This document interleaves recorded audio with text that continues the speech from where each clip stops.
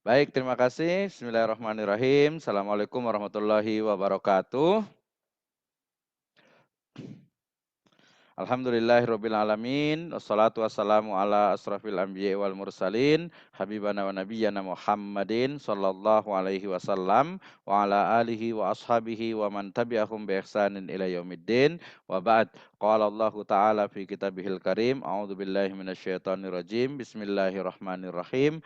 Ara'aital ladzi yukadzibu biddin, fadzalikal ladzi yad'ul yatim wa la yahuddu ala ta'amil miskin. Fawailul lil musallin alladzina hum an salatihim sahun alladzina hum yuraun wa yamnaunal maun. Amma ba'd, wa qala Rasulullah sallallahu alaihi wasallam, antum a'lamu bi amri au bi umuri dunyakum. Amma ba'd, fa inna asdaqal hadits kitabullah wa khairal huda huda Nabi sallallahu alaihi wasallam. Alhamdulillah, syukur kepada Allah Subhanahu wa taala yang telah memberikan kepada kita kenikmatan iman, Islam dan juga ihsan. Kemudian sholawat dan salam sama-sama kita panjatkan kepada junjungan alam Habibana wa Nabiyana Muhammadin sallallahu alaihi wasallam, kepada seluruh ahlul baitnya, para sahabatnya serta orang-orang yang senantiasa mengikuti jejak sunnahnya hingga akhir zaman. Terima kasih kepada seluruh mahasiswa program studi Ekonomi Syariah UPNVJ yang telah setia menunggu, agak lambat ya, mohon maaf sekali. Hari ini kita akan berbicara tentang masalah dalam penelitian kualitatif. Ini merujuk kepada RPS, adalah pertemuan yang ketiga. Hari ini kita akan cari-cari masalah ya. Kita mulai dengan tadi firman Allah Subhanahu wa taala dalam surat yang sama-sama kita sudah sering dengar, yaitu surat Al-Maun, ara'aital ladzi yukadzibu biddin ya. Ini salah satu pertanyaan yang ada korelasinya dengan penelitian kita, yaitu atau dengan subjek kita, topik kita hari ini, yaitu terkait dengan masalah. Jadi masalah itu diawali dengan penelitian. Ara'aital ladzi yukadzibu biddin. Tahukah kalian ya siapa orang-orang yang mendustakan agama. Kemudian berikutnya ada jawabannya. Nanti boleh dibaca lah ya. Oke, hari ini kita akan bicara tentang, we will talk about the research problem in qualitative data ya. Problem atau permasalahan dalam penelitian di data kualitatif atau masalah dalam penelitian data kualitatif. Jadi kalau kita sudah membuat sebuah penelitian, menetapkan sebuah tema, kemudian nanti kita spesifikkan lagi menjadi sebuah topik. Dari topik itu nanti kita awali dengan background atau latar belakang masalah, di mana dalam latar belakang masalah itu nanti akan memuat fakta, data, dan juga realita serta teori-teori terkait dengan objek yang ada. Kemudian kita sandingkan dengan realitas yang ada antara teori dengan implementasi. Di sana ada gap, sehingga gap itulah nanti yang menjadi masalah dalam penelitian. Baik itu sifatnya yang mungkin komparasi, yang sifatnya itu mungkin apa namanya? Ya, sifatnya komparasi dan lain sebagainya. Sebentar, sebentar. Oke, sebentar.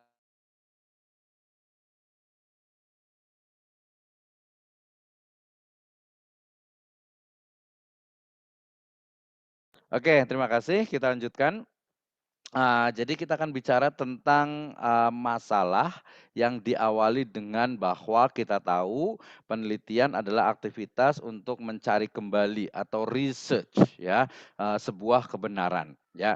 Jadi mencari kembali sebuah kebenaran, di mana kebenaran itu akan menjadi solusi bagi permasalahan yang ada ya, menjadi solusi dari permasalahan yang ada. Nah, kemudian rumusan masalah tentu saja nanti masalah itu akan dirumuskan menjadi inti dari sebuah penelitian yang akan dicari tahu jawabannya. Jadi, oh, masalahnya apa nih gitu kan. Nah, kalau sudah tahu masalahnya berarti nanti ditentukan metodenya. Setelah ditentukan metodenya kemudian nanti secara bertahap ya dilakukan step by step penelitian. Nah, rumusan masalah menjadi inti dari sebuah penelitian yang akan dicari tahu jawabannya. Bukan hanya tahu sebenarnya, dianalisis kemudian nanti diambil sebuah kesimpulan dalam permasalahan tersebut. Oke, masalahnya the problem is what is a problem ya. Masalahnya adalah apa itu masalah. Nah, kita akan lihat dari beberapa tokoh. Saya awali dengan Suharsi Kunto yang menyebutkan bahwasanya masalah merupakan bagian dari kebutuhan seseorang untuk dipecahkan ya. Jadi masalah itu bagian dari kebutuhan. Artinya apa? Bahwa yang namanya hidup itu pasti banyak masalah ya baik yang mahasiswa, yang dosen, ataupun orang lain. Sehingga dengan kita belajar metodologi penelitian, dengan kita belajar metode penelitian, kita akan mampu untuk mengidentifikasi masalah, kemudian menggunakan metode yang tepat dalam menyelesaikan masalah itu, kemudian mencari solusi dari masalah yang kita hadapi. Sehingga walaupun secara praktis atau pragmatis ya, mata kuliah ini hanya untuk menyelesaikan skripsi dan juga, jurnal ilmiah gitu ya, tapi di sisi lain juga mata kuliah ini akan memberikan bekal kepada kita untuk apa, untuk menghadapi berbagai permasalahan yang kita hadapi ya, dalam kehidupan sehari-hari. Misalnya masalahnya sekarang mahasiswa itu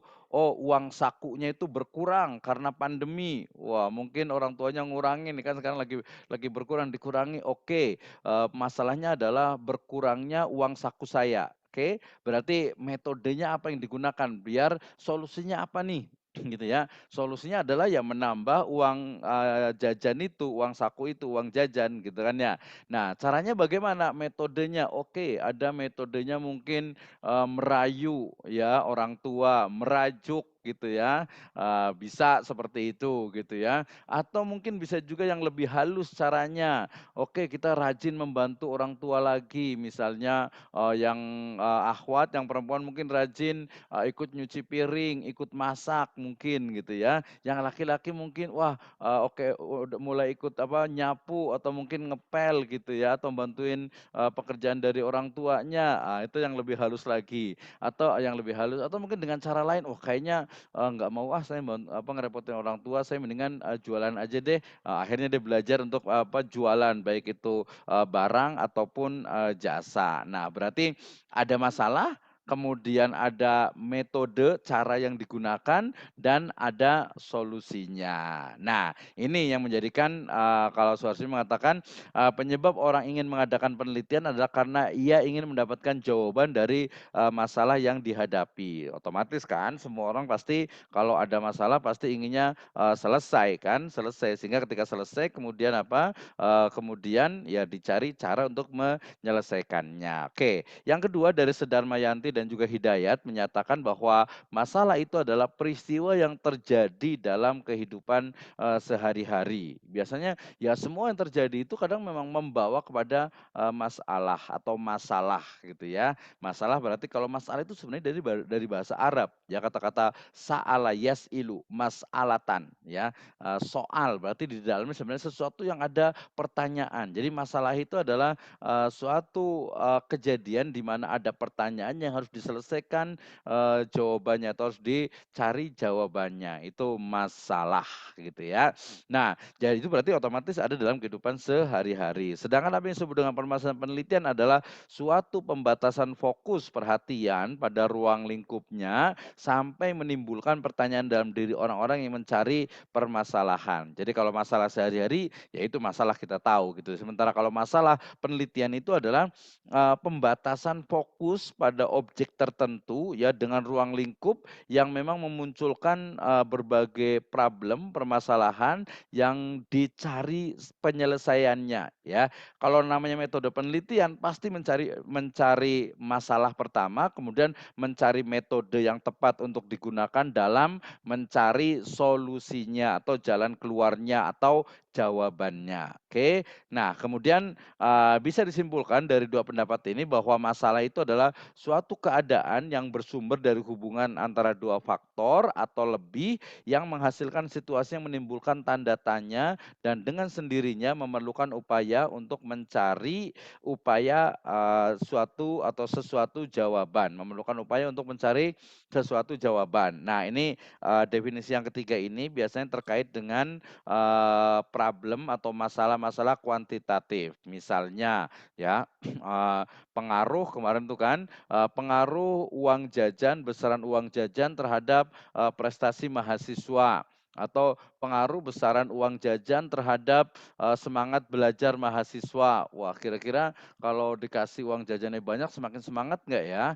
Kayaknya semangat gitu ya, atau dikasih sedikit ya tergantung, sedikit banyak kan tergantung, orangnya. Ketika pas dikasih segitu seperti biasa, kemudian dikasih tambahan lagi, kira-kira tambah semangat nggak? Oh, tambah semangat dong berarti gitu ya, oke. Kemudian ini yang kedua juga saya kasih contoh juga, misalnya sekarang yang masih terkait adalah masalah tentang, kelangkaan dari, minyak goreng yang kemarin. Oh ternyata, di media itu sudah ditemukan salah satu penyebabnya adalah karena adanya, satu, perusahaan yang melakukan penimbunan. Oh udah ketemu nih gitu ya, tapi apakah itu jawaban, menyeluruh? Belum tentu juga dan kebenarannya pun, belum pasti juga. Bisa dipastikan oke dia menimbun, tapi, menimbunnya dia itu juga ternyata diklarifikasi lagi oleh perusahaan itu bukan, ini bukan menimbun yang mengakibatkan minyak goreng itu kurang, tapi ini memang, disimpan untuk, ekspor ke luar negeri. Nah loh, kan nggak ketemu lagi. Artinya harus ada riset yang mendalam lagi, kenapa terjadi kelangkaan minyak goreng, gitu kan ya. Kemarin apakah karena, apakah karena apa, petaninya gitu ya, atau mungkin, pabriknya, atau distributornya, atau pedagang retailnya. Kita nggak tahu tuh ya, berarti harus dicari penyelesaian. Nah, kalau terkait dengan yang kedua ini atau yang ketiga ini adalah, pengaruh kelancaran distribusi terhadap kesediaan, minyak goreng di, masyarakat. Nah, bisa seperti itu. Jadi, otomatis ada, pengaruhnya, ada sebab akibatnya. Nanti bicara tentang, korelasi. Oke, dari sini berarti saya menyimpulkan masalah adalah, sederhana saja ya, masalah adalah sesuatu yang belum Anda ketahui, gampang banget kan? Jadi masalah dalam penelitian juga, masalah itu adalah apa, sesuatu yang belum Anda ketahui. Cara mengetahuinya adalah dengan ya melakukan step by step, melakukan tahapan-tahapan yang disebut dengan metode penelitian untuk mencari apa, ya mencari tahu tentang suatu, permasalahan. Misalnya nih, saya belum tahu persis, betul nih saya belum tahu persis tentang, konflik yang terjadi di Wadas sana, gitu ya.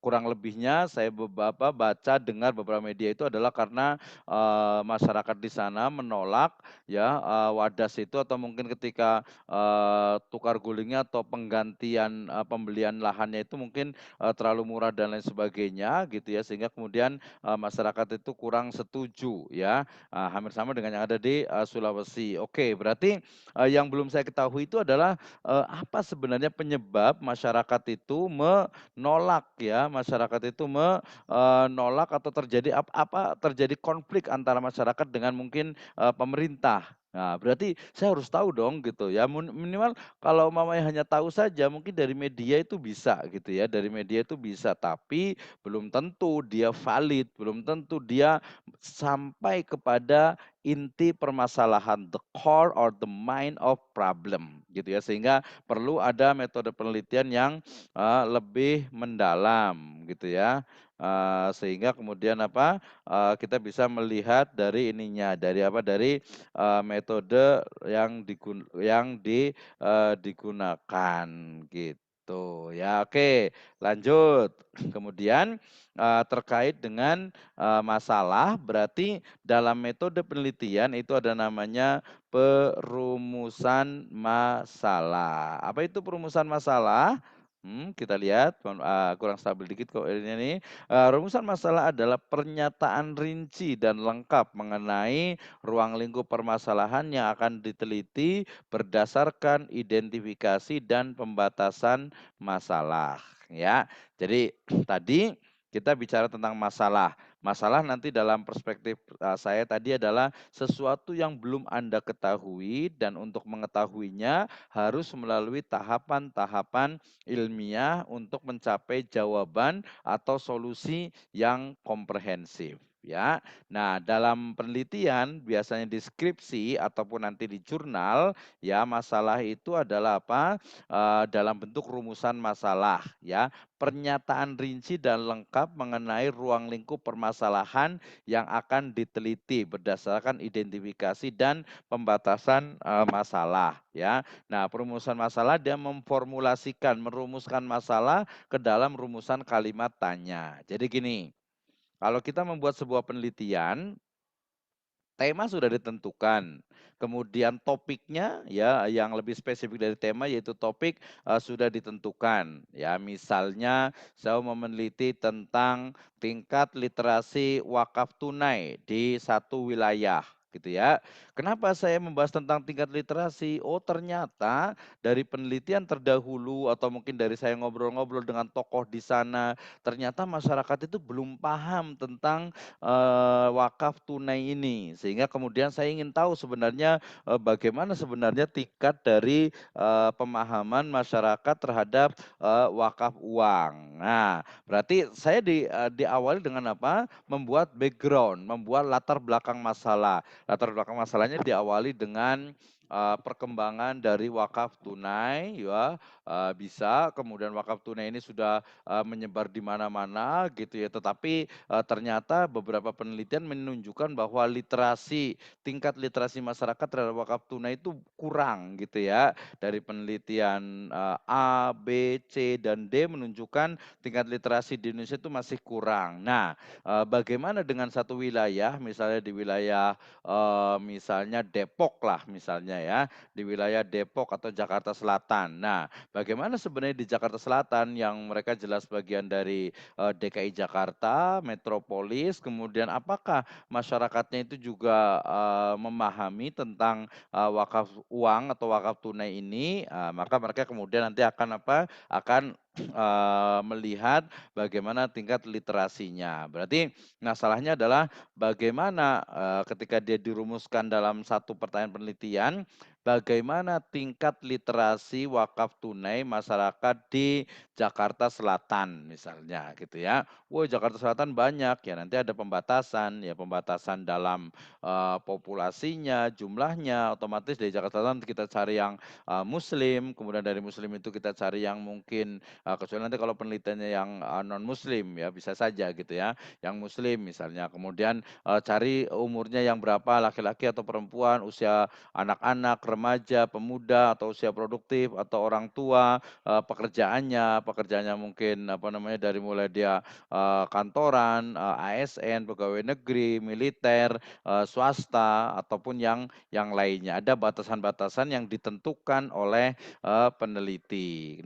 Nah kemudian tapi itu bisa nanti ke, kuantitatif gitu ya, kita bisa tukar juga di yang, kualitatif. Jadi batasan masalah, perumusan masalah itu ada, di bab setelah background atau latar belakang masalah. Jadi semuanya nih nggak ada perbedaan ya. Jadi, latar belakang masalah menyampaikan, fakta dan data ya, teori tentang masalah yang ada, diidentifikasi, oke, teridentifikasi ada 10 masalah nih gitu ya. Nggak mungkin kita peneliti, kita riset semuanya dari 10 ini, mungkin dari 10 ini ada yang, bisa digabungkan jadi 5 gitu ya. Kemudian dari 5 ini kayaknya bisa spesifikkan lagi menjadi 3. Aduh 3 masih agak banyak, udah 2 saja gitu ya. Nah dari 2 ini kita rumuskan dalam sebuah, pertanyaan penelitian dalam bentuk kata tanya. Biasanya menggunakan kata kenapa atau, bagaimana gitu ya. Kenapa atau bagaimana. Nah kalau kalau apa biasanya itu dia ada di data kuantitatif. Apa hubungan antara, kelangkaan minyak dengan, pola distribusi. ya. Kemudian apa pengaruh, tingkat pendidikan terhadap, misalnya pemahaman terhadap literasi wakaf tunai, itu apa? Biasanya di kuantitatif. Kalau di kualitatif itu biasanya menggunakan, bagaimana, atau kenapa, atau mengapa, ya. Jadi umpamanya, bagaimana, ya istilahnya, praktik wakaf tunai di Jakarta Selatan misalnya atau di, pengelola wakaf uang bank, X misalnya. Gitu ya. Atau mungkin kita ingin tahu bagaimana pola interaksi dalam bidang ekonomi, masyarakat atau para pedagang di, pasar, Minggu misalnya. Itu juga, nanti, kualitatif gitu ya. Jadi dia biasa menggunakan kata kenapa, mengapa, atau yang paling banyak adalah, bagaimana, ya. Walaupun, bisa saja tidak menggunakan kata tanya, tapi, secara umum biasa menggunakan kata tanya bagaimana. Nah, karena dia pertanyaannya bagaimana, nanti di tujuan penelitian ya, maka jawabannya adalah to analyze gitu ya. Jadi nanti jangan sampai deskripsi itu masih menggunakan kata-kata untuk mengetahui ya, karena kalau hanya mengetahui dia levelnya, terlalu dangkal gitu ya, kurang mendalam. Sementara kalau untuk menganalisis tadi, untuk menganalisis pola interaksi pedagang misalnya di Pasar Minggu Jakarta Selatan gitu ya, atau mungkin untuk, menganalisis implementasi murabahah di, bank XYZ misalnya. Itu jadi, dia menganalisis bukan hanya mengetahui ya, di level, sarjana ini dia harus menganalisis bukan, mengetahui. Oke, ini rumusan masalah. Nanti kalau yang ada yang belum paham boleh ditanyakan kembali gitu ya. Masalah ya, kemudian nanti ada rumusan masalah, latar belakang masalah, baru sampai ke masalahnya itu apa. Nah, kalau deskripsi ya minimal banget itu 5 halaman lah ya, kalau 3 halaman biasa terlalu sedikit. Kalau di, jurnal paling hanya 2 atau bahkan ada yang, 1 halaman, tapi 1,5 lah, jangan sampai 1 halaman sekali gitu ya, baru nanti ke, rumusan masalah. Oke, nah pertanyaannya juga yang berikutnya adalah bagaimana cara mencari masalah? Ya, sudah dicari atau sudah dicari sudah ketemu ternyata lebih dari satu, bagaimana cara menentukannya? Pertama nih ya, jadi kalau penelitian kemudian kita menemukan masalahnya itu apa, cari dulu ya dari diri sendiri, tadi kita sebut dengan apa, pertimbangannya dari diri sendiri. Tadi sesuatu yang belum Anda ketahui, berarti kan dari diri sendiri dulu ya. Nah, ini biasa diawali dari diri sendiri itu dengan mengukur dari mulai minat.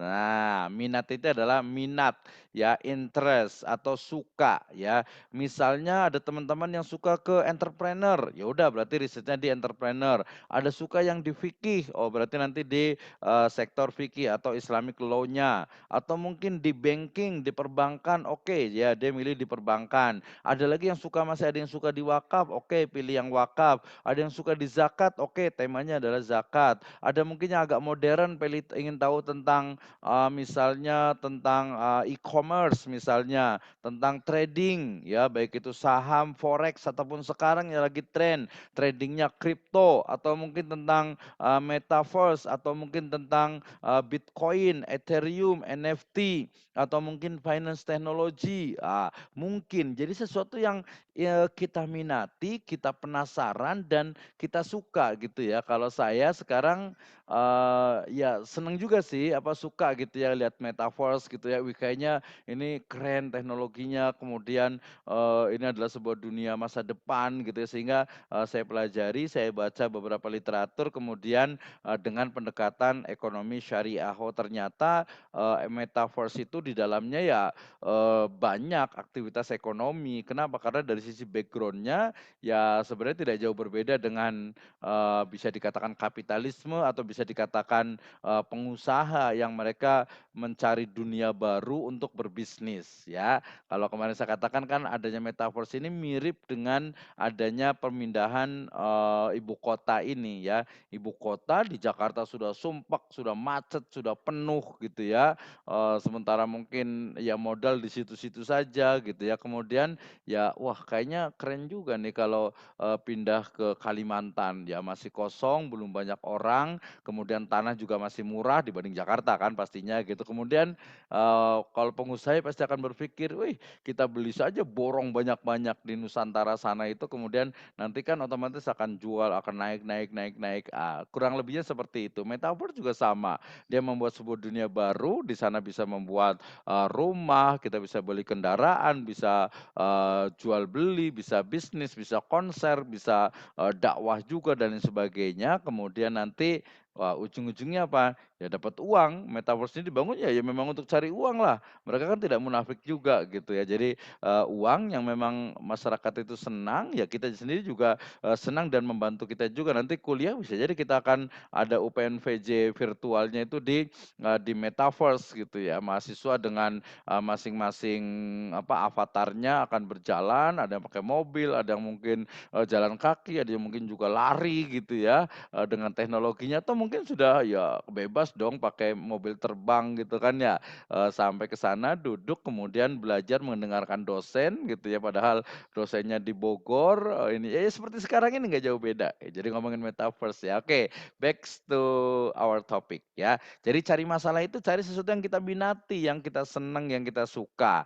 Yang berikutnya adalah bisa dilaksanakan. Maksudnya, jangan, "Wah saya pengen riset tentang metaverse, berarti saya harus ke UK ini," bukan ke UK, saya harus ke USA nih ya, ketemu dengan pemilik dari Meta Corporation-nya itu ya, wah itu mah susah lah, kalau punya duit sih nggak apa-apa gitu, tapi itu ya ya agak sulit untuk dilaksanakan. Memang gampang ketemu dengan Zuckerberg-nya itu gitu kan ya, pemilik founder dari, Meta itu kan, jadi agak sulit. Jadi yang dapat dilaksanakan atau mungkin juga, wah saya pengen keren dong, risetnya itu di Singapura misalnya, atau mungkin di Malaysia misalnya di MVPC misalnya, atau di FEA misalnya, atau mungkin di, Maybank misalnya. Ya keren gitu, cuman kan belum tentu kita bisa laksanakan. Jadi yang kita minat pertama, yang kedua bisa dilakukan. Pertimbangannya apa? Waktu ya. Kalau Covid begini ya susah kemana mana gitu ya. Yang kedua, tenaga gitu. Mungkin yang akhwat atau mungkin yang ikhwan yang suka, capek, lemes, loyo gitu, ya udahlah nggak usah jauh-jauh, rumahnya di dekat-dekat istilahnya Lenteng Agung, ya udah cari aja perusahaan di Lenteng Agung gitu ya, atau mungkin di Gatot Subroto, atau mungkin, saya nggak usah jauh-jauh, di kampus aja gitu kan, kampus juga banyak gitu ya, bisa saja gitu, atau mungkin, di perumahan saya kayaknya, bagus juga nih buat riset nih tentang halal hospital misalnya, atau mungkin halal tourism, atau mungkin, tentang halal kosmetik. Wah, banyak tuh ya. Jadi yang dapat kita lakukan ya kemudian punya waktu ini terkait dengan memang, kita, biasanya kan kalau buat skripsi itu kan hanya, 6 bulan ya, 6 bulan, 1 semester. Sehingga 1 semester nanti dibagi dibagi dengan ujian proposal, dibagi dengan ujian, munakosanya, skripsinya, ya kita hanya waktu punya 3 hari, 3 bulan, ya. Kita waktu 3 bulan, di lapangan paling hanya 1 atau 2 bulan saja gitu ya. Oke, jadi kemudian juga tadi dana juga penting, artinya maksudnya kalau kita membuat sebuah penelitian lihat juga, dari sisi keuangan kita, jangan juga, pengen ideal merepotkan orang tua penelitiannya, wah saya pengen keren di, Muslim New Zealand misalnya, atau mungkin, wah saya pengen penelitian di Bandung, kalau sekalian pulang kampung orang Bandung sih nggak apa-apa, atau mungkin ke Makassar, atau mungkin ke Medan, is okay, no problem. Tapi kalau, keuangannya juga, kurang gitu, ya udahlah kita penelitian yang memang, terjangkau saja tadi di Jakarta Selatan, minimal Jabodetabek sajalah, atau mungkin, studi literatur lebih keren juga kalau umpamanya dia menguasai, literatur itu. Oke, ini pertimbangan atau menentukan satu, masalah atau topik atau tema. Yang berikutnya juga ada, unsur dari orang lain, yaitu mengukur masalah dengan mudahnya data diperoleh dan, perizinan. Jadi tadi ya, saya mau meneliti di OJK, oke, OJK keren lah ya gitu ya, di OJK keren, bagus gitu. Tapi kemudian apa, kemudian, ternyata kalau mencari data di sana itu perlu minimal itu 3 bulan baru kita bisa diizinkan gitu ya. Wah, kalau begini kan berarti harus, 3 bulan sebelumnya, wah kayaknya nggak keburu deh. Jadi dari sisi orang lain itu, data itu agak sulit dicari. Udahlah saya data yang sekunder aja deh, saya pilih laporan keuangan misalnya, lebih gampang atau mungkin datanya saya dari pemikiran, misalnya Ibnu Taimiyah atau Al-Ghazali atau Ibnu Khaldun atau mungkin, Umar Chapra dan sebagainya, itu juga is okay, nggak ada masalah. Jadi lebih yang memang datanya itu bisa dan mudah, diperoleh dan juga perizinan tadi saya katakan gitu ya. Kalau ternyata, "Oh saya pengen, di MA," ya, biasanya kalau beberapa mahasiswa saya itu dia di Mahkamah Konstitusi. Itu sebenarnya mudah juga tuh tentang biasanya terkait dengan ekonomi syariah apa nih di Mahkamah Konstitusi memang ada ya, adalah banyak beberapa, undang-undang yang diajukan ke, Mahkamah, Konstitusi atau mungkin ke MA gitu ya, atau mungkin juga ke KPK, kan korupsi bagian juga dari kajiannya ekonomi, berarti tentang KPK nih, tentang korupsi kemarin yang, sekitar berapa tuh ya, 3 miliar lebih gitu ya, ternyata dia dikenakan hukuman itu hanya, 3 tahun setengah, itu pun nggak tahu dipotong atau tidak gitu ya. Nah, kira-kira ini adil nggak ya? Ini bicara tentang, ekonomi juga karena kan dia ada tindakan korupsinya, ada uang yang di, korupsinya itu. Nah ini, tapi kalau izinnya, wah kalau izin ke KPK susah, apalagi wah saya pengen keren ke Seknek, umpamanya ke Sekretaris Negara atau ke DPR. Ada juga kemarin mahasiswa saya yang, dia riset di DPR. Ya nggak sulit sih sebenarnya gitu, tinggal kita ajukan, biasanya memang harus ada, yang kenal di sana gitu. Kalau nggak kenal juga sebenarnya bisa aja kita ajukan, riset di, DPR, di anggota DPR, di komisi berapa, biasanya mau di tentang legalnya atau mungkin komisi tentang, kesejahteraan atau mungkin tentang apa gitu, kita bisa masuk kemudian mengajukan suratnya, tapi kayaknya, oh agak susah nih, agak lama gitu, atau mungkin ke, wah kayaknya lagi keren tentang kesehatan nih di, WHO gitu ya, di WHO. Wah, ternyata izinnya susah. Jadi perhatikan juga jangan sampai ke satu lembaga yang bonafit, yang bagus, tapi ternyata, perizinannya itu, susah. Jadi cari yang mudah dalam mencari datanya dan juga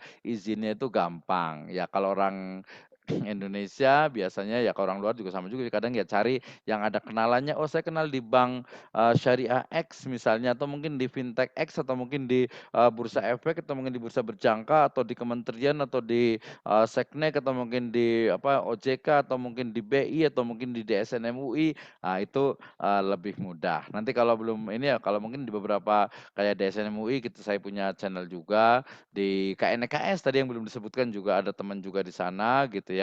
Kalau OJK dengan BI, di BI ada juga, kalau di OJK biasanya dia lebih, apa ya, lebih lebih sistematis, lebih, formal. Oke ya. Kemudian selain dari, diri sendiri orang lain ada juga dari karya ilmiah, yaitu mengukur masalah dengan kemanfaatan karya ilmiah, tersebut. Artinya penelitian kita atau riset kita memang seharusnya ya bermanfaat untuk umat dan masyarakat. Umat dan masyarakat. Artinya ya memang ada manfaatnya loh. Misalnya, hari ini, riset yang menarik kalau menurut saya gitu ya, ya sebenarnya semua juga menarik gitu, tapi yang kayaknya perlu jawaban itu adalah tentang, trading kripto gitu ya. Saya menginstal ini nih satu aplikasi, pengen tahu saja nih tentang, trading kripto. Ternyata, wih memang orang banyak banget yang ikut nih, ada komunitasnya, kemudian juga dia, wih menjanjikan banget gitu ya, menjanjikan banget sehingga kemudian saya coba tapi saya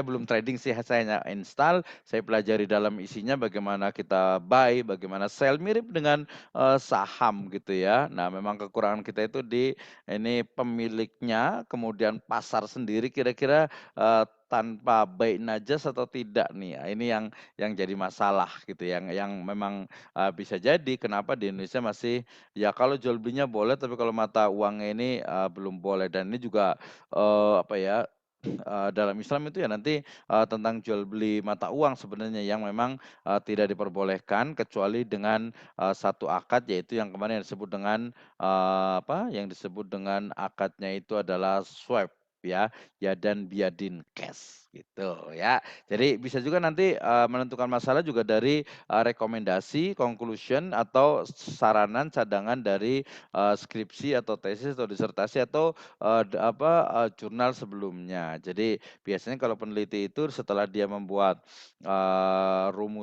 setelah dia membuat kesimpulan, menyimpulkan, kemudian dia akan, merekomendasikan. Misalnya dia akan merekomendasikan bahwa kajian saya hanya dibatasi pada aspek legal dari kripto bahwasanya kripto itu di Indonesia boleh dijual belikan gitu ya. Sementara saya belum membahas dari perspektif, ekonomi syariah sehingga silahkan bagi para peneliti bidang ekonomi syariah untuk meneliti tentang, jual beli kripto ini ya dalam, analisisnya atau dalam, perspektif dari, ekonomi syariah. Nah ini bisa oke berarti yang belum dibahas ini nih, kalaupun sudah dibahas kira-kira mereka, detailnya di mana nih? Oh bagian ini yang belum. Ini hampir sama dengan, fungsi dari, literatur, review. Oke, itu, mencari dan menentukan, masalah. Yang berikutnya adalah sumber masalah. Wah, jangan sampai nih kita jadi, sumber masalah di keluarga, di masyarakat, di sekolah, di kelas gitu ya. Kita harus menjadi problem solver ya, pemecah, problem solve, pemecah masalah atau, pemberi solusi ya, jadi penyelesai masalah. Nah, sumber masalah tentu saja ini bisa kita lihat dari pengalaman di lingkungan pekerjaan atau, profesi masing-masing peneliti. Kalau mahasiswa, ya di keluarga ada masalah, ya kemudian di sekolahan, di kampus ada masalah, bahkan di kelas juga ada masalah, dengan teman dekat juga selalu ada masalah, ya nggak selalu sih. Jadi ada masalah-masalah kecil, masalah salah paham, masalah mungkin kepercayaan, masalah mungkin ya hal-hal kecil saja mungkin, pakai sesuatu tanpa izin ya dan lain sebagainya. Dengan adik apalagi yang di rumah gitu ya, yang punya adik, yang punya kakak, ya pasti selalu ada masalah, nggak mungkin ada masalah namanya tiap hari gitu ya. Sama juga pesan moralnya adalah yang nanti untuk nikah, jadi, siapkan diri untuk menghadapi masalah dalam rumah tangga gitu ya. Nah itu pesan moralnya. Nggak nyambung tapi nggak apa-apalah gitu ya. Oke, jadi pengalaman di lingkungan pekerjaan atau profesi masing-masing peneliti. Nah ini dalam konteks peneliti luas, kalau mahasiswa ya kita biasanya kalau, mahasiswa karena, otak kita itu sudah, terstimulus dan terlatih untuk mencari masalah, berarti kita akan berpikir, "Ini kenapa ya orang-orang di wilayah Wadas sana kok, menolak kok jadi konflik ya?" Kemudian yang kedua, "Kenapa ya kok, ini yang di Sulawesi tadi kok menolak gitu, ini kenapa ya kok, minyak itu, jadi langka sih?" Gitu ya. "Ini kenapa ya ada satu profesor yang dia, bisa menguasai teknologi merubah, minyak sawit menjadi BBM kok tidak famous ya, tidak familiar ya, tidak terkenal ya, kok tidak diadopsi oleh masyarakat atau industri?" Itu masalah yang memang kita lihat dan banyak sekali atau kalau saya sering, kalau istri di rumah itu malam itu selalu nyetel yang ini Polis ya. Ini kok banyak banget ternyata ya tindakan-tindakan asusila gitu ya, tindakan-tindakan terutama yang anak muda nih, narkoba, pil koplo atau mungkin, ekstasi dan lain sebagainya ya, narkotika itu kok kok banyak banget ya, gitu ya. Sampai-sampai, katanya beberapa informasi dari kepolisian itu yang ada aja Pak, yang istilahnya tuh yang, eee, ter yang teridentifikasi, yang ditemukan gitu, yang tidak ditemukan tuh lebih banyak lagi Pak, katanya gitu. Jadi, oh ternyata narkoba ini juga betul-betul musuh bangsa yang luar biasa merusak, dari, generasi muda kita juga nih. Oke, ya. Nah ini jadi, no drugs gitu ya, katakan tidak untuk narkoba. Oke, kemudian juga bisa juga deduksi dari suatu teori. Deduksi ini berarti kayak semacam, pengembangan, kritik, evaluasi, menyetujui atau mungkin membongkar bahkan, satu teori yang ada. Misalnya teori mengatakan, Indonesia ini adalah, orang bilang tanah kita tanah surga gitu ya, tanah surga atau mungkin, kalau satu data saya baca menunjukkan bahwasanya Indonesia adalah produsen terbesar kelapa sawit. Ini kok ngomongin minyak terus ya, padahal yang lain banyak sekali, sebagai contoh saja lah ya.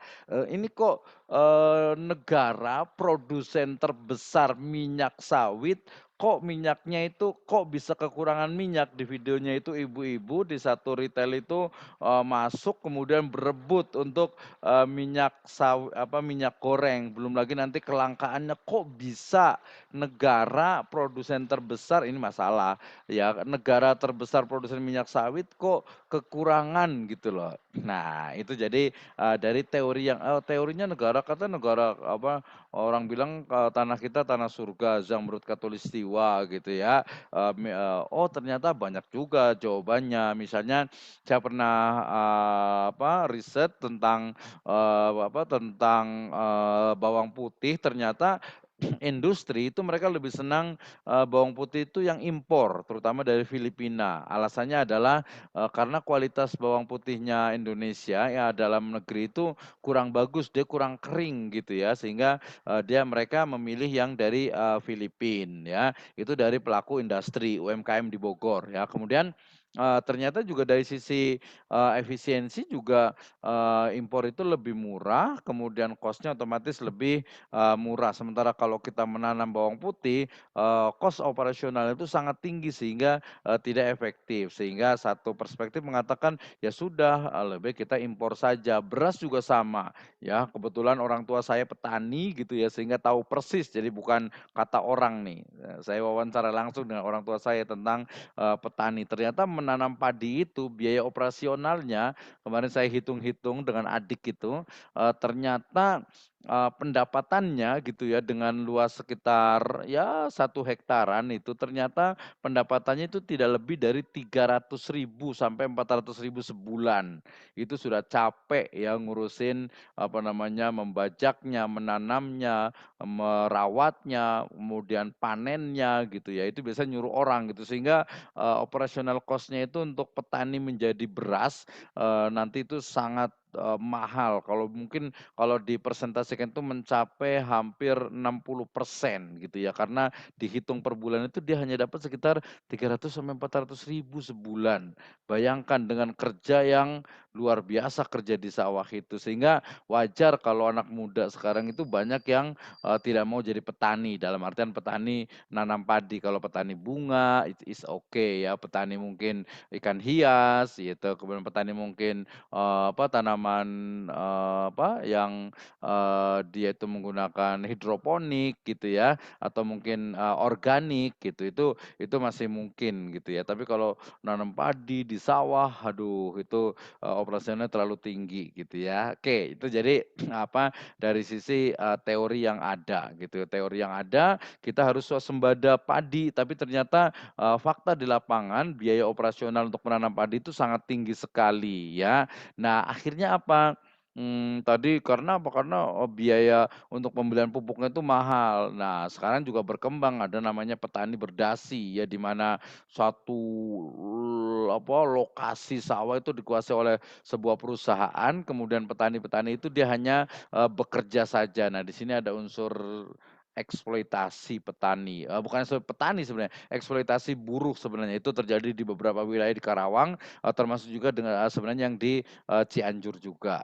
Itu masalah juga tuh karena kita adalah, itu adalah masalah kita, itu adalah masalah bangsa, negara Indonesia. Jadi kalau kita kampus bela negara, terutama kita di prodi ekonomi syariah bela negaranya melalui ekonomi syariah, harus membela wong cilik katanya gitu, harus membela petani, nelayan, buruh yang mereka banyak sekali dieksploitasi. Oke, kemudian juga dari laporan penelitian tadi saya katakan dari sebuah penelitian pasti akan ada, rekomendasi atau saranan ya, biasa di saranan itu dia akan memberikan, satu masalah yang belum diteliti dalam penelitian, tersebut. Ya termasuk juga, saya ambil dari Faisal Hanafiah itu kebijakan-kebijakan yang dikeluarkan oleh suatu instansi, lembaga, atau organisasi. Misalnya, MUI memfatwakan bahwasanya kripto, haram untuk, jual beli. Ya kenapa? Ya wajar sih karena, merujuk kepada aturan BI sendiri memang di Indonesia ini tidak boleh untuk, menggunakan mata uang selain, rupiah gitu ya. Nah, kalaupun ada yang lain, umpamanya yang di online itu karena dia bukan, dia bentuknya adalah perdagangan, internasional gitu ya.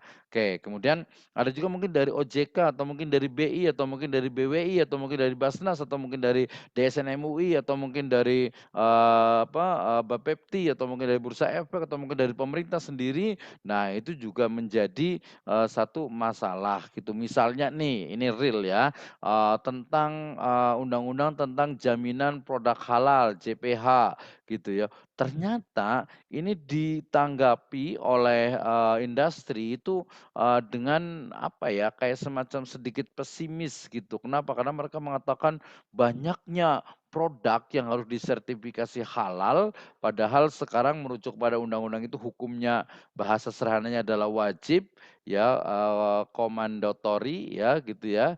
Sehingga wajib, sementara produk itu bagaimana, sehingga nggak mungkin sampai-sampai, salah satu dari, ketua, perhotelan Indonesia dan juga pengusaha Indonesia dari Kadin itu mengatakan, butuh waktu sekitar sampai 100 tahun untuk sertifikasi semua produk yang ada di Indonesia. Nah, ini kan berarti ada tanggapan yang sedikit negatif tentang, jaminan, produk halal di Indonesia dengan mayoritas muslim, dengan tadi pengusaha juga yang muslim. Jadi, bukan karena agama, bukan karena, halal, atau tidak halal, tapi bicara tentang, teknisnya yang perlu juga dipertimbangkan, ya. Termasuk juga nanti terkait dengan, riset saya terakhir tentang, manajemen klinik ya, halal hospital, ternyata ya hasil wawancara dengan salah satu dari kepala klinik itu menunjukkan atau menjelaskan bahwa hanya tidak lebih dari 2% obat yang, tersertifikasi halal. Nah, ini jadi masalah juga nih terkait dengan, farmasi atau halal farmasi gitu ya. Ini kenapa? Karena oke lah, ada yang mengatakan bahwasanya berobat dengan yang haram itu boleh kalau tidak ada, yang halal dalam darurat gitu ya. Misalnya ada teman juga nih, alasannya menjadi tesis itu tentang, beliau, sakit ini, dia sakit ginjal, ginjalnya itu udah stadium 5 sehingga ya udah nggak bisa lagi, ginjalnya itu sudah nggak bisa berfungsi. Ya mohon maaf dia sudah, tidak bisa pipis lagi, sudah tidak bisa, buang air kecil lagi gitu. Sehingga kemudian apa, seminggu 2 kali ya, itu dia harus cuci darah. Sekali cuci darah 4 sampai 5 jam. Karena kurang dia akhirnya 3 kali pekan, seminggu untuk cuci darah. Karena memang sudah tidak bisa pipis lagi gitu kan, ginjal. Ini terutama, laki-laki ya, hati-hati yang masih muda dengan, makanan gitu ya. Hati-hati dengan makanan, jangan sampai, "Wah, saya makan, fast food, junk food," gitu, makanan-makanan yang enak, yang ini, padahal tidak memperhatikan kesehatan ya. Kesehatan adalah investasi, kesehatan kesehatan adalah, mahal gitu ya. Jadi yang masih muda-muda ini harus, dijaga karena, survei tentang ginjal ini juga, menunjukkan ada usia yang 35 bahkan ada yang 30 itu sudah, kena ginjal karena pola makannya yang tidak sehat. Jadi pesan dokter, jaga kesehatan. Oke, lanjut ya. Jadi kebijakan-kebijakan tadi, oh berarti harus ada tadi hasil penelitian saya yang tentang, obat-obatan itu adalah, namanya itu pedagang besar farmasi yang harus bisa menekan dari produsen obat itu untuk, mencari obat-obatan yang betul-betul, halal. Bisa tidak? Ya seharusnya bisa lah gitu ya, tinggal, teknologi di farmasi ini, juga perlu dikembangkan. Ini untuk teman-teman yang mungkin, "Wah, ada saudara saya dokter nih, ada saudara saya mungkin punya rumah sakit, punya klinik, kayaknya, keren juga nih mau buat, skripsi." Bolehlah.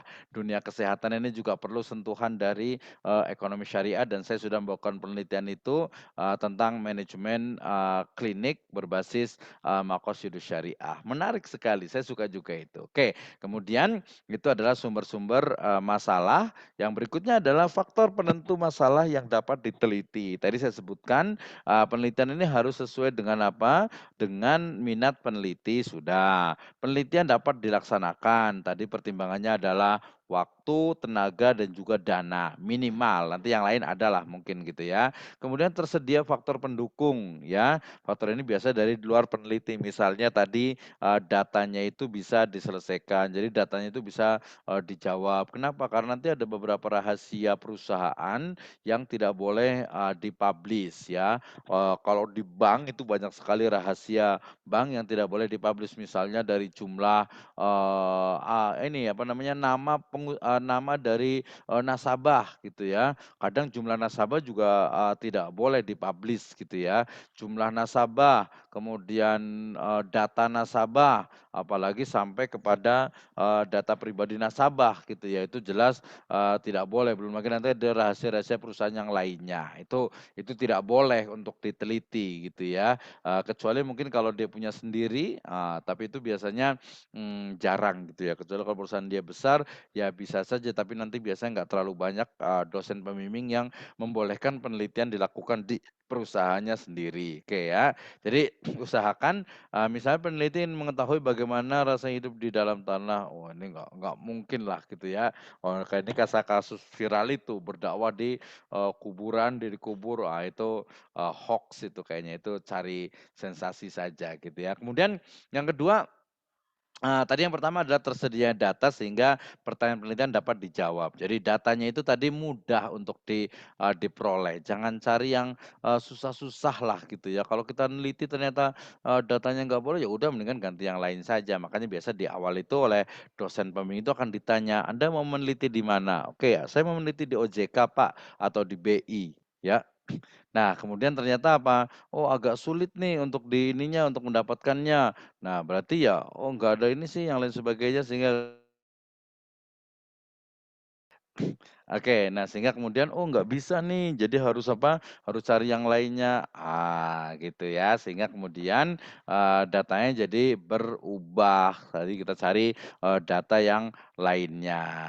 Oke, lanjut lagi, dikit lagi, ya. Kemudian yang berikutnya, penelitian dapat dilaksanakan ya, jadi hasil penelitian bermanfaat tentu saja nih ya.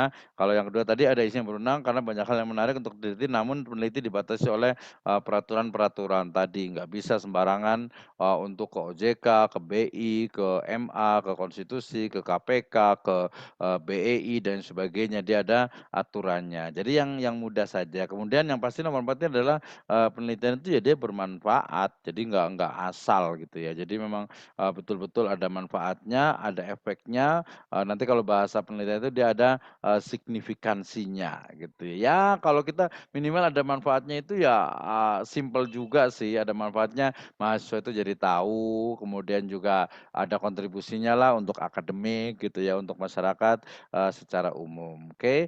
Nah, kemudian, faktor penentu masalah yang berikutnya adalah peneliti menguasai dan punya kemampuan memecahkan masalah. Tadi lihat juga, kemampuan kita, kalau saya umpamanya kita itu kuat di kuantitatif statistik, ya udah statistik saja gitu, fokus di sana. Kalau yang aduh kayaknya saya nggak bisa matematika deh, kayaknya saya nggak bisa di SPSS, statistik dan sebagainya, hitung-hitungan, ya udah di kualitatif saja, kualitatifnya mau yang mana nih?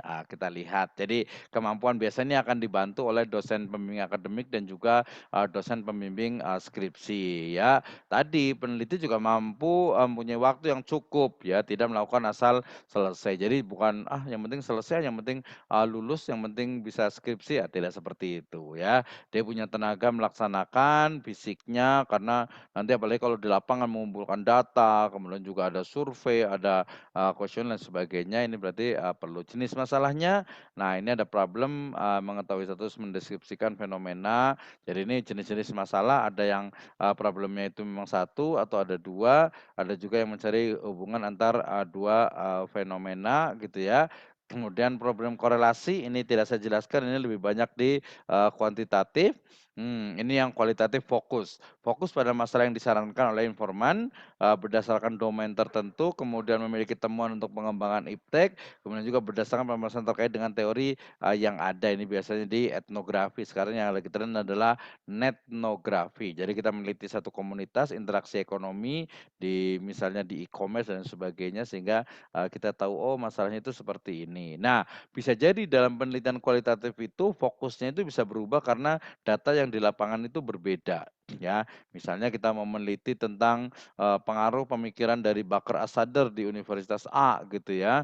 Karena, di Universitas A itu ada jurusan ekonomi syariah dan, kesannya ini mungkin ada pengaruhnya gitu ya, tapi ternyata pas dilihat ternyata, tidak ada gitu. Nah, prediksi penelitian tadi fokusnya itu kalau kualitatif bisa tetap, bisa berkembang, bahkan bisa, berubah total. Jadi jangan khawatir, jangan sedih kalau pas mengajukan judul oleh pembimbing itu tidak diterima biasanya atau ditolak biasanya karena, tidak sesuai dengan, bidang program studinya, kemudian juga dia biasanya, terkait dengan apa, kemampuannya, kemudian juga, tentang ruang lingkupnya dan lain sebagainya. Jadi keep or never give up ya. Ini prinsip dalam perumusan kualitatif ya terkait dengan teori, dari dasar kemudian juga terkait dengan, penyusunan teori substantifnya dan juga hubungan faktor biasanya di apa, antara satu dengan yang lainnya juga, fokus sebagai wahana untuk membatasi, studi. Jadi sekali lagi, filosofi dari penelitian itu adalah kecil mendalam seperti sumur ya. Sumur itu lubangnya kecil tapi dalam, tapi kalau telaga ya luas tapi tidak terlalu dalam. Ya ada juga telaga yang luas tapi secara umum, telaga atau danau itu, tidak dalam. Kalau sumur kecil tapi dalam, tapi dia telaga itu luas walaupun dalam tapi dia terlalu luas sehingga kita cari yang kecil. Nah prinsipnya ada inklusi eksklusi, ya jadi ada kriteria untuk yang, terbuka dan tertutup, ada juga dalam merumuskan masalahnya, posisi dalam perumusan masalah juga dan juga, penelaahan kepustakaan serta, nanti dalam penggunaan bahasa di, masalah itu. Jadi ini mau tertutup, mau terbuka, ini terutama nanti dalam hal, membuat sebuah, kuesioner di, kuantitatif. Nah, langkahnya dalam usaha kualitatif adalah tentukan fokus penelitian, kemudian cari berbagai kemungkinan faktor yang ada kaitannya dengan fokus tersebut. Kemudian, nanti yang lebih spesifik lagi disebut dengan apa, subfokus. Kemudian faktor terkait pengkajian yaitu, terkait dengan, mana yang mau dipilih ya. Jadi pengkajian tentang mana yang sangat menarik untuk ditelah kemudian tetapkan mana yang mau dipilih. Jadi ketika ada, berbagai faktor, berbagai subtema, subtopik kita, pilih yang lebih mendalam, ada subfokusnya. Misalnya tadi di cryptocurrency, saya meneliti tentang kripto, kemudian oke lebih spesifik lagi saya meneliti di Bitcoin atau mungkin yang lagi tren di, Ethereum misalnya gitu. Itu berarti subfokus yang bisa jadi ketika dia, difokuskan jadi dari subfokus itu menjadi, fokus dalam penelitian. Oke, ini kesimpulan dari penelitian apa, dari pembahasan kita. Yang pertama, penelitian berangkat dari masalah, karena penelitian bertujuan untuk memecahkan masalah, betul. Jadi penelitian termasuk skripsi itu adalah memecahkan atau menyelesaikan masalah. Masalah penelitian merupakan suatu pondasi dalam melakukan suatu penelitian. Jadi tidak ada penelitian tanpa adanya masalah. Oke, kemudian perumusan masalah adalah pernyataan rinci dan lengkap mengenai ruang lingkup permasalahan yang akan diteliti berdasarkan identifikasi dan pembatasan masalah. Nah, sumber-sumber dapat dalam menentukan masalah itu dari diri sendiri, orang lain, karya ilmiah, pengalaman, deduksi dari teori, laporan penelitian, kebijakan dari pemerintah ataupun swasta, institusi atau organisasi tertentu ya. Faktor yang mendukung keterpilihan masalah adalah minat peneliti ya, kemudian dapat dilaksanakan, tersedia faktor pendukung dan juga penelitian yang penelitian tersebut dia bermanfaat. Perumusan masalah kualitatif ini fokus bertujuan membatasi masalah penelitian dan mengidentifikasi data mana yang, dibutuhkan. Sementara prinsip-prinsipnya adalah terkait dengan teori dasar dalam kualitatif dalam topik tersebut, perumusan masalah, hubungan antar faktor, membatasi studi, kriteria inklusi dan eksklusif, kemudian bentuk dan rumusan, masalah, posisi dari penelitian kita, penelaahan pustaka atau literatur review dan penggunaan bahasa. Terakhir, langkah-langkah perumusan masalah kualitatif adalah fokus penelitian, menarik dan kaitkan dengan fokus penelitian. Wih, agak sedikit, ngebut nih ya terkait dengan, apa yang dimaksud dengan penelitian atau apa yang dimaksud dengan, masalah dalam penelitian. Oke, sekarang kita lanjutkan ke diskusi kalau ada yang mau bertanya, dipersilahkan, kalau tidak ada yang bertanya nanti saya juga akan masuk ke yang berikutnya atau yang kedua yaitu, terkait dengan, bahan UCP kita gitu ya. UCP itu sebenarnya di pertemuan yang keempat berarti di pertemuan yang akan datang, tapi nanti agak lebih efektif bisa saja, soalnya dari sekarang kemudian nanti dibahas di, pertemuan berikutnya terkait dengan tema yang, lainnya atau bisa juga, secara bersamaan. Oke, terima kasih, boleh minum dulu kemudian nanti kalau yang mau ada yang bertanya saya,